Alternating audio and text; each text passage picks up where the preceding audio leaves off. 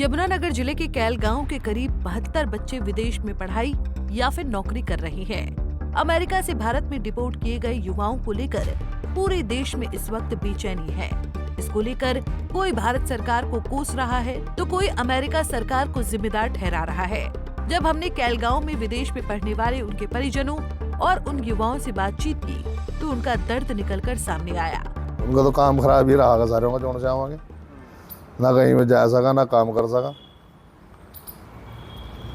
वो गलती किसकी बताओ भी नहीं आते, बच्चों ने सारे ने बाहर जाने की रही थी।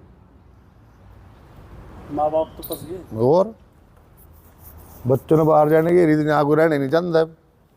बहुत खड़ी मिले मतलब लात खड़ी लैकर लाए सारों का। हाँ भी सब गुरु बना का मेरे यार, इस तरह कहीं भी सब गुरु बने जाएगा।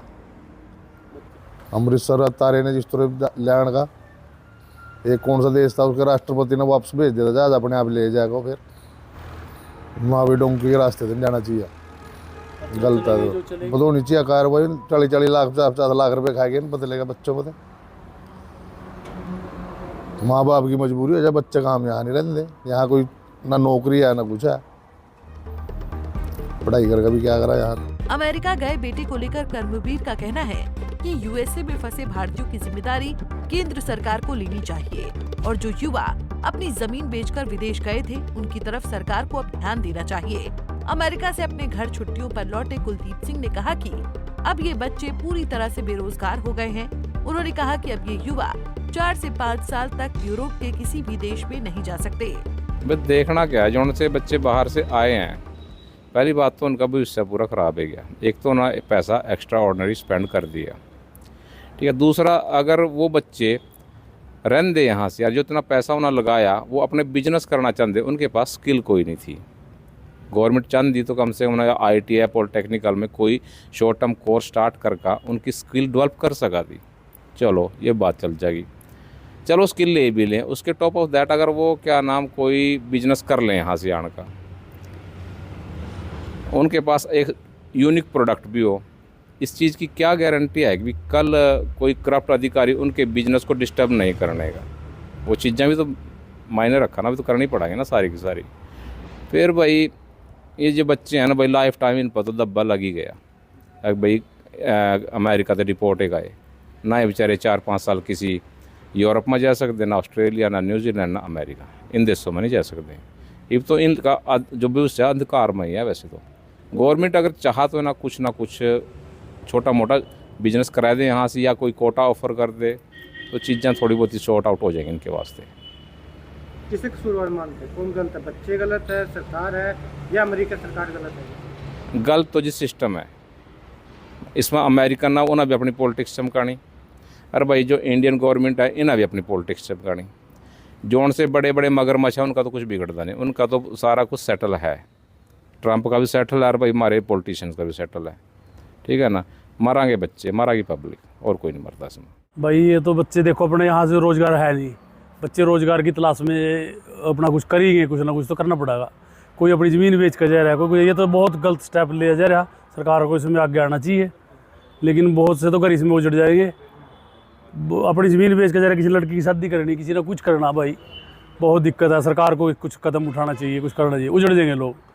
ऐसे तो सिस्टम नहीं होना चाहिए। पढ़ाई में भी जब कर दो कुछ ना कुछ सिस्टम करो, अगर नहीं।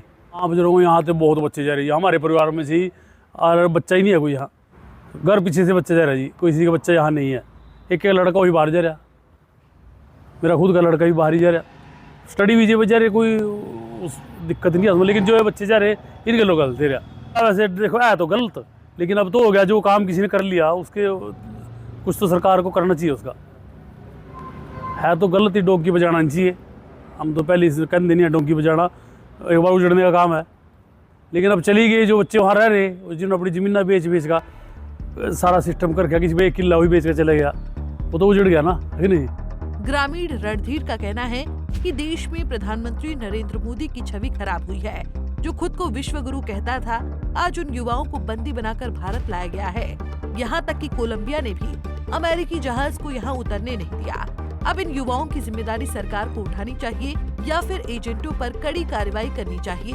पूरे हरियाणा के अंदर आज मायूसी है कि हमारे प्रधानमंत्री जी जो इतनी बड़ी बड़ी बातें करते थे, जो कहते थे कि ट्रंप की सरकार आनी चाहिए, अब तो ट्रंप की सरकार है, लेकिन उसके बावजूद भी पूरे हिंदुस्तान के बच्चे बाहर से आए हैं। 33 बच्चे गुजरात के, 33 हरियाणा के और 30 पंजाब के, ये बच्चे बाहर से आए जो अपनी ज़मीनें बेच के बाहर गए थे, लेकिन उसका कोई हल नहीं निकला है और ना ही आगे उम्मीद है निकलने की, क्योंकि मोदी साहब तो चुपचाप बैठे हैं, मौन है, एक मौन व्रत धारण करके उन्होंने तो। अब कोलंबिया को देखिए जिन्होंने अपने वहाँ जहाज ही उतरने दिया इनका, और हमारे यहाँ मिलिट्री का जहाज उतर जाता है, लेकिन सरकार कहीं बोलती नहीं, सरकार में दम नहीं है बोलने का। डोंकी के रास्ते जाना नहीं चाहिए, लेकिन जो बच्चे वहाँ अपनी ज़मीनें बेच के चले गए हैं, अब उनका तो कम से कम कुछ हल होना चाहिए, उनको तो सरकार देखे। अगर ट्रंप ने उनको यहाँ भेज दिया, वो अपनी ज़मीनें बेच के चले गए, अपना सब कुछ दांव पे लगा के गए थे, लेकिन ट्रंप ने यहाँ भेज दिया। अमेरिका सरकार जो गलत कर रही है, तो कम से कम हमारे मोदी जी ने तो इनको नौकरियाँ देनी चाहिए यहाँ पे।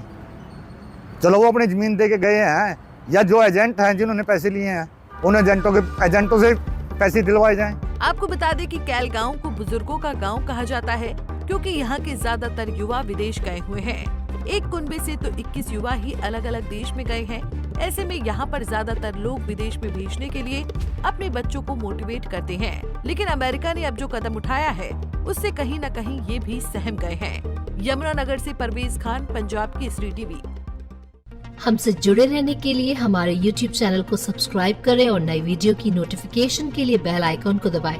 अगर आप ये वीडियो Facebook पर देख रहे हैं तो लाइक जरूर करें और ज्यादा से ज्यादा शेयर करें। धन्यवाद।